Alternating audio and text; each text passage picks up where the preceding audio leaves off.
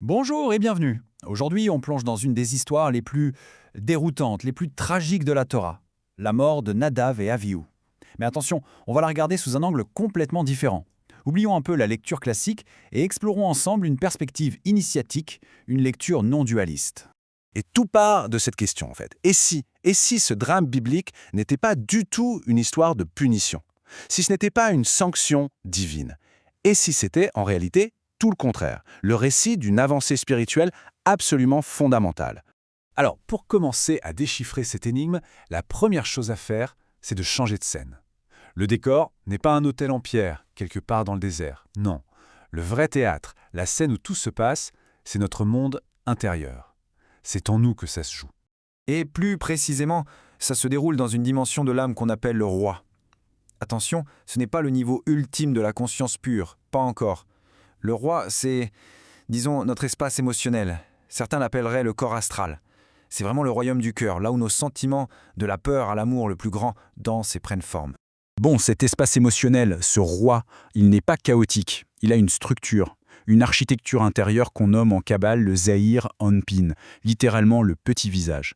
Qu'est-ce que ça veut dire? C'est tout simplement la façon dont l'infini, le divin, se manifeste à notre échelle à travers nos qualités, nos émotions, nos relations.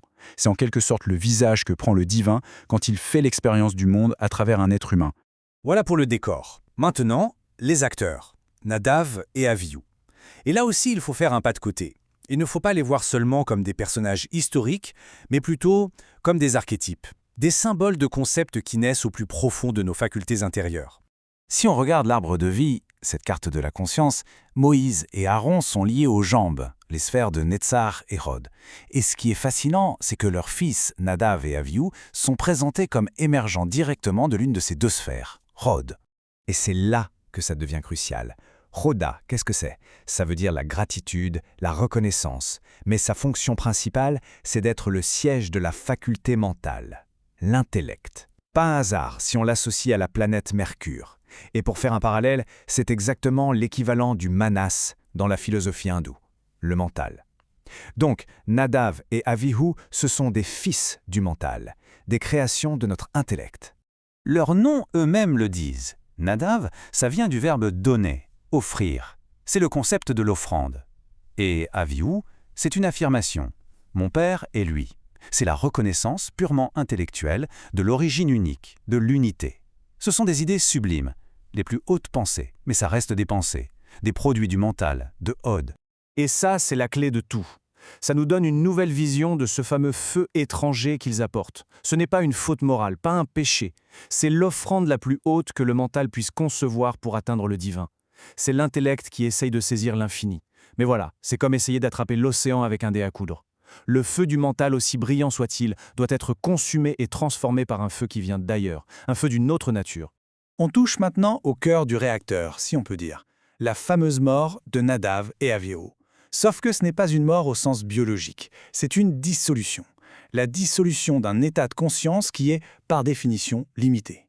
Dans toutes les grandes traditions initiatiques, on parle de cette mort. C'est un concept universel. C'est la mort de l'ego, du petit moi qui croit être séparé de tout. Et cette mort est indispensable pour laisser la place à une réalité infiniment plus grande. Les soufis, par exemple, appellent ça le fana, l'extinction, la fusion dans le divan. Alors revenons au texte hébreu. Il est écrit « Acharemot Sheni », ce qui se traduit littéralement par « après la mort des deux ». Ok, des deux. Mais et si ce mot « chéni » cachait autre chose?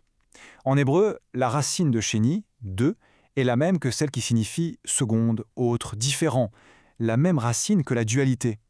Et si le texte nous chuchotait en fait, après la mort de la dualité elle-même? Cette lecture, elle s'appuie sur une des affirmations les plus fondamentales qui soit. U echad ven sheni. Il est un et il n'y a pas de second, pas de sheni, pas d'autre, pas de dualité. Vu comme ça, l'histoire change complètement. Ce n'est plus une tragédie, c'est le récit mystique de la fin de l'illusion de la séparation, pour que l'unité enfin se révèle. Et ce n'est même pas fini. Le texte va encore plus loin. Il y a un secret, une sorte de code caché dans les initiales des mots hébreux. Un message qui nous dit ce qui se passe concrètement après cette mort de la dualité. Regardez, on prend la première phrase, « Acharemot Sheni ». Les initiales, ce sont Aleph, Mem, Shin, A-M-S. En araméen, qui est la langue cousine de l'hébreu, ces 3 lettres forment le mot schéma. Attention, c'est l'orthographe araméenne. Schéma avec un Aleph à la fin. Et qu'est-ce que ça veut dire? Le nom. Pas juste un nom, mais le vrai soi, la pure conscience, la véritable identité qui se révèle quand l'ego se tait. Donc, après la mort de la dualité, le soi apparaît. Et il y a un deuxième code. Juste après, le texte dit « Sheni bnei Aaron », les 2 fils d'Aaron. On prend les initiales Shin, Bet, Aleph, SH-BA. En araméen, ça donne le mot « Shabbat », le Shabbat. Et là encore, c'est l'orthographe araméenne exacte, avec ce Aleph final. C'est fascinant. Le texte nous dit donc que cette expérience mène à l'entrée dans le Shabbat intérieur. Et là, on ne parle pas du samedi, jour de repos. On parle d'un état de conscience. Un état où le mental s'arrête de tourner en boucle, où le temps tel qu'on le perçoit n'existe plus, où toute notion de séparation s'efface. C'est un état de pure présence, tout simplement. D'accord, mais quel est le rapport avec la sainteté? Parce que c'est le sujet juste après dans la Torah, la fameuse section « Kedoshim, soyez saints ». Eh bien, le texte nous dit qu'après cet événement, on peut se rapprocher de Dieu. Le mot pour se rapprocher a la même racine que sacrifice. Sauf qu'ici, le sacrifice n'a rien à voir avec un animal sur un autel. C'est un voyage vers l'intérieur, ce qu'on appelle la pnimiut. Le vrai sacrifice, c'est de sacrifier le moi limité, nos concepts mentaux, pour toucher à l'essence. Et voilà la définition mystique de la sainteté. Kadosh, saint, ça veut dire séparé. Mais séparé de quoi? Pas du monde, bien au contraire, séparé de l'illusion. Ce que les sages de l'Inde appellent Maya. Être saint, c'est être séparé de la vision duelle de la réalité. C'est simplement voir l'unité qui est déjà là, partout.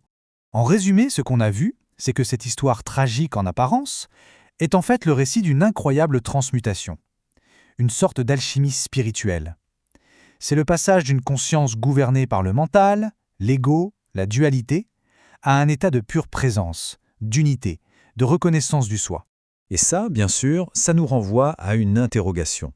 Si la sainteté ultime, c'est juste de voir cette unité fondamentale, alors quelles sont les illusions de séparation, qu'on continue de projeter sur le monde? Quelles sont ces barrières mentales qui nous empêchent, ici et maintenant, d'entrer dans cet état de présence? C'est une question qui, bien sûr, reste ouverte à la méditation de chacun.